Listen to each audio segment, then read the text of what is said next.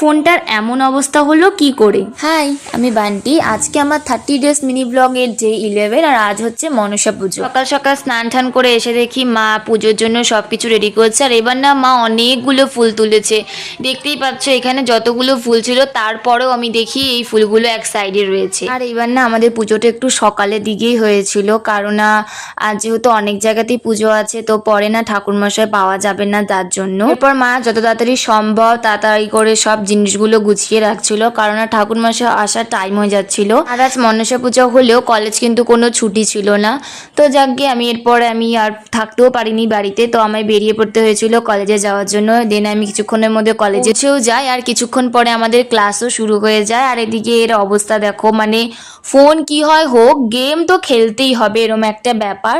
দেন class করে আমি বাড়িও চলে আসি। আমি যেহেতু বাড়িতে ছিলাম না তাই মা আমার জন্য প্রসাদ রেখে দিয়েছিল, বাড়িতে এসে ওটাই খেয়েছিলাম। তো আজকের জন্য এখানেই, সবাই ভালো থেকো, সুস্থ থেকো, টাটা।